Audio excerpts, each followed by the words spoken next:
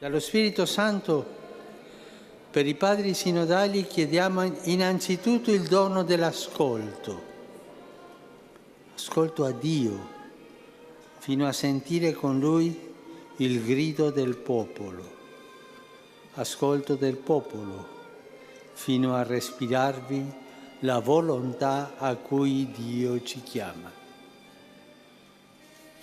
Accanto all'ascolto, invochiamo la disponibilità a un confronto sincero, aperto e fraterno, che ci porti a farci carico con responsabilità pastorale delle interrogativi che questo cambiamento d'epoca porta con sé.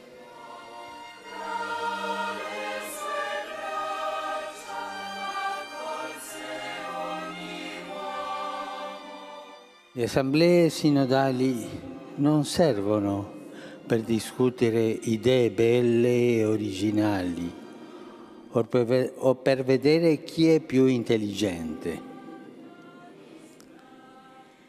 Servono per coltivare e custodire meglio la vigna del Signore, per cooperare al suo sogno, al suo progetto d'amore sul suo popolo. Noi siamo tutti peccatori, e anche per noi ci può essere la tentazione di impadronirci della vigna a causa della cupidigia, che non manca mai in noi esseri umani. Il sogno di Dio si scontra sempre con l'ipocrisia di alcuni suoi servitori. Non possiamo frustrare il sogno di Dio se non ci lasciamo guidare dallo Spirito Santo. Lo Spirito ci dona la saggezza che va oltre la scienza per lavorare generosamente con vera libertà e umile creatività.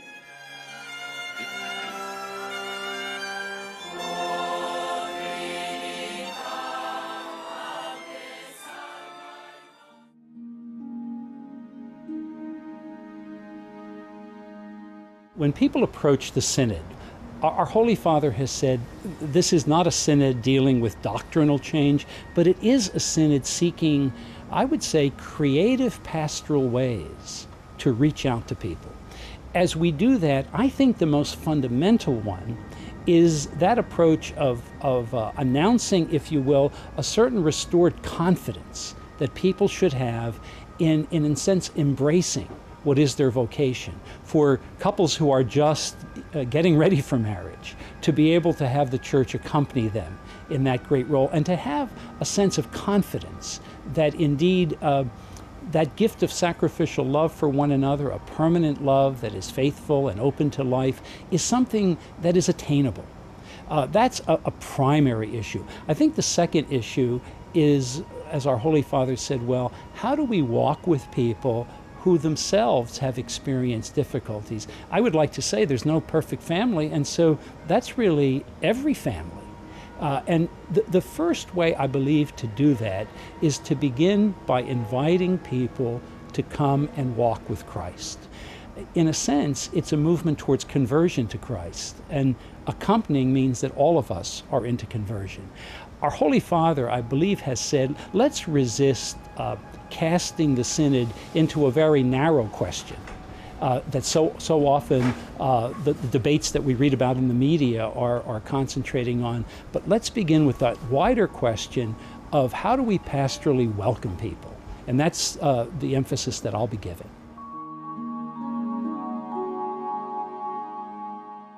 How do we deal with expectation? The worst thing we could do is to say to people, expect nothing. And that's true in life. We want people to fill their hearts with expectation. A pastor's role is to help guide that expectation in a way that leads us to the truth. And so we're looking to see how the Holy Spirit is guiding us. And I would give Catholic faithful throughout the United States some credit that I think they understand very well that the real issues of family are very complex. They don't expect the bishops gathered to come up with facile answers that are going to solve everything. But I think if they see that there's a genuine desire to reach out, and I'll use the word again, to be a source of encouragement, because I think that's what's especially lacking. Obviously, encouragement based on solid fact and on solid teachings, but I think that's going to be especially important for us. Our Holy Father has caught the world by storm because of Evangelii Gaudium, the joy of the gospel, and so joy will need to come forward or people will be rightfully disappointed.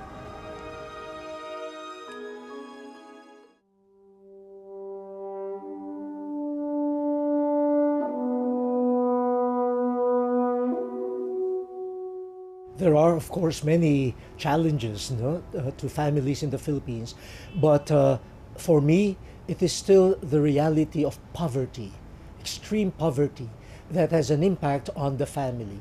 In one of our meetings in the Council of the Synod of Bishops, I sort of reminded them that poverty is not just an external context. For many of us in the Philippines, it goes right at the heart of the family.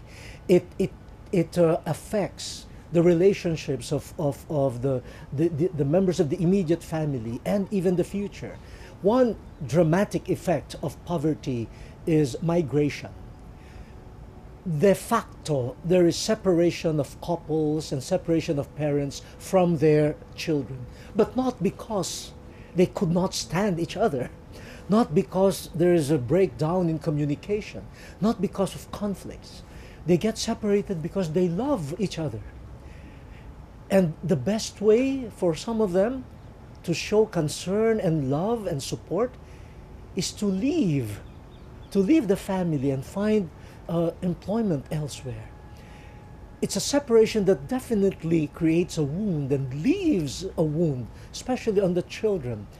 I ask, for example, countries and churches that receive Filipino migrants, what pastoral program do we have for these individuals so that they could remain faithful to their spouses and remain faithful to their families back home?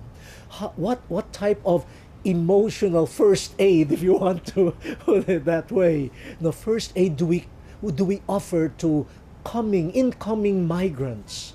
Most of them confused, lost, lonely. And I've been a witness to that. The airport has become a traumatic place for me, not because of my travels and the dangers, but to see and to hear, especially mothers, talking to their children in the airport, bidding them goodbye. And you could see how their hearts are broken. And then you wonder, what type of strength do they need? And then you just pray, Lord, give them strength. Yeah. And we hope these realities, could be brought to the Synod, not only from Asia, not only from the Philippines, but many of these the poor countries that has been witnessing an exodus of many people.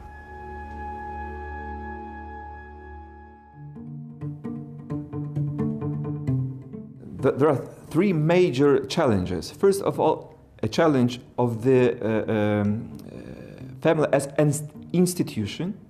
Very often, husband and wife would not have enough time to be together, to dedicate their attention to each other, to have at least one free day to stay with their family. And especially that notion of the mobile job. So they would work for a month in one city, and then they will move to the different city. So that stability and communion between man and woman today is under a threat. Secondly, there is different ideas about the very meaning of family. According to the Christian teaching, family is a deal of three parts: man, woman, and God. If we firstly would exclude God from that family affair, that covenant, that union between man and woman will be very weak, not holy, not stable. And of course, in a few years, that union could be broken. And again, if some will say, well, but why man and woman? Why not the same-sex marriages? So those changes, and especially the ideology of gender, are a big and very serious threat against the Christian knowledge of family. We would not argue with the different styles of lives, of cohabitation. If this is a choice of somebody, well, we have to, in certain moment, to respect. If somebody is trying to destroy his own happiness, to destroy his home, it's his choice. We can warn them that that kind of behavior can be dangerous, not only for himself, but for whole society. But our main duty is to show a way, to show a truth. And this way and this truth is a person of Jesus Christ. And thirdly, the procreation. According to the teaching of the Bible and teaching of the tradition of the Catholic Church, family is a special place where new life has to start, and also a life normally would be ended. This is an oasis of the human dignity. So it is why when we speak about a crisis of a family, we speak about a crisis of defense of the human dignity, from the conception to the natural death. Of course, today we have another technical possibility to substitute the couple in their role as a mother and father. But those new created human beings, will be they fully mature and develop according to the spiritual and corporal nature of the human being? So this is a big question. Not only family in itself, but a family as a place of protection and education and a growth of a human person. So those are, I would say, the basic issues that we have to understand and discuss when we would speak about a crisis of the family in the today's society.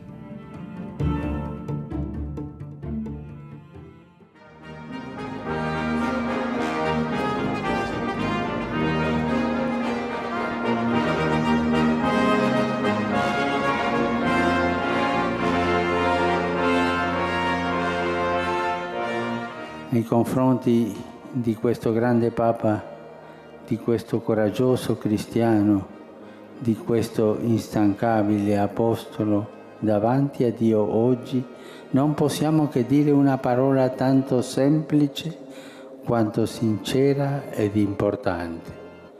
Grazie. Grazie.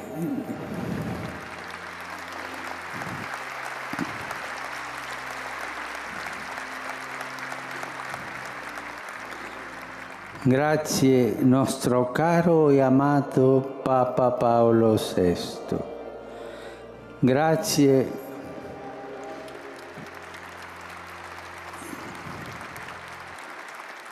Grazie per la tua umile e profetica testimonianza di amore a Cristo e alla sua Chiesa.